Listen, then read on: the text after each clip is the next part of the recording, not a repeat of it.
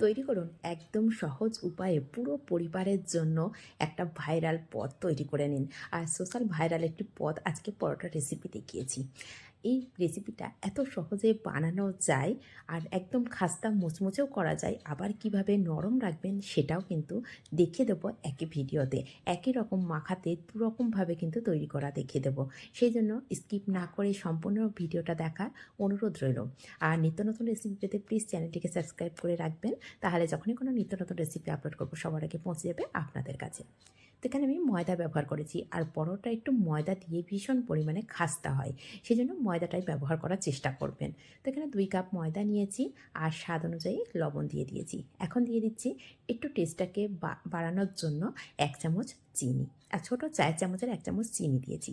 আর এখানে দিয়েছি 2 চামচ তেল দিয়ে খুব ভালো করে এখানে একটু ময়ান দিয়ে নিতে হবে। আর এই ময়ানটা যত ভালো দেওয়া হবে ততই কিন্তু পরোটা খাস্তা হবে। এখন ভালো করে আমি একটু মিশিয়ে নিচ্ছি, আর অল্প অল্প একটু জল দিয়ে মেখে নেব। তার আগে ভালো করে ময়ামটা দিয়ে নিতে হবে। আর বললাম না যে ময়ামটা যত ভালো হবে তত সুন্দর কিন্তু এই পরোটা রেসিপিটা তৈরি হবে। তো খুব ভালো করে মিশিয়ে নিচ্ছি, আর মেশানোটাও হয়ে গেছে। এখন আমি হালকা উষ্ণ গরম জল নেব, আর জলটাকে একদমই খুব বেশি গরম করব না, সাইডে আমি গরম করতে দিয়েছি। খুব বেশি গরম করার প্রয়োজনে একদম হালকা উষ্ণ গরম জল যখন হবে তখন নিয়ে নিতে হবে। তো এখন একটা কাপের মধ্যে আমি উষ্ণ গরম জলটা নিয়ে নিয়েছি। নিয়ে এখন অল্প অল্প জল দিয়ে একটা সফট ডো রেডি করে নেব। যেমন আমরা পরোটা বা রুটির জন্য ডো রেডি করি, ঠিক সেইভাবেই ডোটাকে রেডি করে নেব। আর এই ডোটা মাখার সময় একটু সময় ধরে ভালো করে মেখে নিতে হবে। এতে করে কি হবে, যত ভালো মাখা হবে পরোটা ততটা খাস্তাও হবে, ততটা সফট হবে। আর খুব সহজেই রেসিপিটা বানানো যায়, তবে এই মাখানোটা একটু সময় ধরে মেখে নিতে হবে। আর কতটা সফট বা কতটা টাইট করে মেখেছি দেখিয়ে দিচ্ছি। এখন আমি 15 মিনিটের জন্য রেস্টে রেখে দেবো। আর যতটা টাইম ধরে রেস্টে থাকবে তত ভালোই কিন্তু এই পরোটাটা তৈরি হবে। এখন দেখতে পাচ্ছেন আমি 15 মিনিট পরে নিয়ে নিয়েছি, আর ময়দাটা অনেকটা সুন্দর সেট হয়ে গেছে, আর আগের থেকে কিন্তু অনেকটাই সফট হয়ে গেছে, সেটা কিন্তু দেখেই বুঝতে পারছেন। এখন এখান থেকে আমি বড় বড় করে লেচি কেটে নিচ্ছি। এটা কিন্তু একটা পরোটা বানাবো না, একটা লেচি থেকে দেখুন কতগুলো পরোটা বানাই। তো এখানে বড় একটা লেচি নিয়ে নিয়েছি, নিয়ে এখানে একটা রোলিং বোর্ড নিয়ে নিয়েছি, তার উপরে সামান্য একটু ময়দা ছড়িয়ে দিচ্ছি। দিয়ে ভালো করে একটা বড় রুটি বেলে নেব। যতটা বড় করা সম্ভব হয় ততটা বড় আমি এখানে বেলে নিচ্ছি। বেলে নেওয়ার পরে এখন এখানে আমি দিয়ে দেব পরিমাণ মতন তেল। তো এখানে 1 চামচ আমি তেল দিয়ে দিয়েছি, চায়ের চামচের 1 চামচ তেল। এখন এর উপর দিয়ে সামান্য একটু ময়দা ছড়িয়ে দেব। এতে করে কি হবে, একটা লেয়ার তৈরি হবে।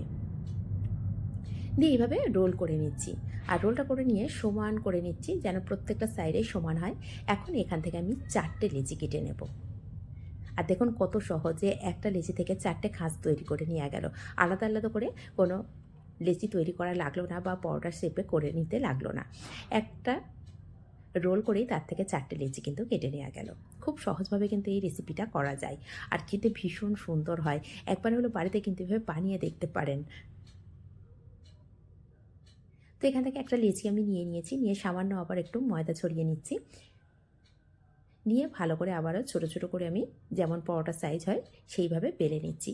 আচ্ছা, এখানে একটা কথা বলা হয়নি, যদি পরোটাটা একটু বেশি বড় আর মোটা করতে চান সেক্ষেত্রে লেচিটা একটু বড় করে কেটে নিতে হবে। এখানে আমি খুব বেশি মোটা করছি না, সেজন্য লেচির পরিমাণটা মিডিয়ামে নিয়েছি। তো এখন একটা পরোটা আমার বেলা হয়ে গেছে, আর কতটা সহজভাবে বানিয়েছি দেখতেই পাচ্ছেন। আর কতটা মোটা বা কতটা পাতলা করেছি সেটাও দেখিয়ে দিচ্ছি। এদিকে গ্যাসের ওপরে আমি একটা কড়া বসিয়ে দিয়েছিলাম, তার মধ্যে পরিমাণ মতন তেল দিয়ে দিয়েছি। দিয়ে তেলটা দেখুন এখন খুব ভালো গরম হয়নি। খুব ভালো গরম হয়নি বলতে এখানে একদম যে ধোঁয়া ওঠা গরম হয় সেটা কিন্তু হয়নি, হালকা গরম হয়েছে, তখন এই পরোটাটা আমি দিয়ে দিয়েছি।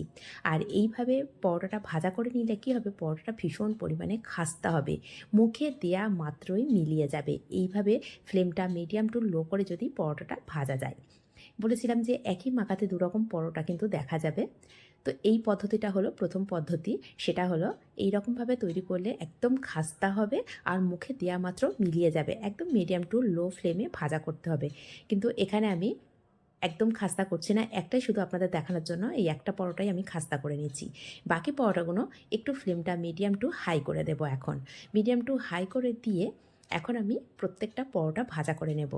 আর প্রত্যেকটা পরোটা খুব সুন্দরভাবে ফুলেও যাবে। এখন দেখুন তেলের টেম্পারেচারটা কিন্তু অনেকটাই গরম আছে আর ফ্লেমটা মিডিয়াম টু হাই করে রেখেছি। দিয়ে একটা পরোটা দিয়ে দিয়েছি। একটু হালকা করে যেখানে ফুলে গেছে চাপ দিচ্ছি, সম্পূর্ণ পরোটাটা কিন্তু খুব সুন্দরভাবে ফুলে যাচ্ছে।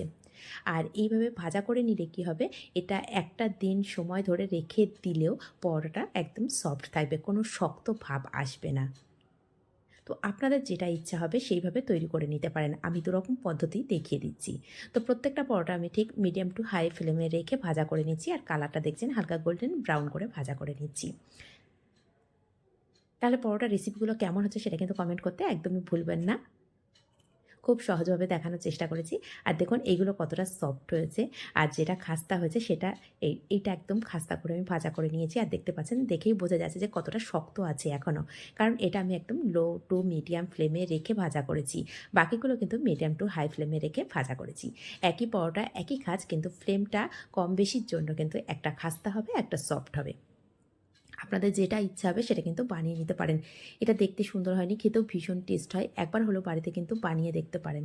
আর হাতে নিয়ে দেখিয়ে দিচ্ছি, দেখুন এখন গরম আছে, কতটা সফট আছে সেটাও কিন্তু দেখিয়ে দিলাম। তাহলে আজ এই পর্যন্ত, আবার আসবো অন্য কোনো রেসিপি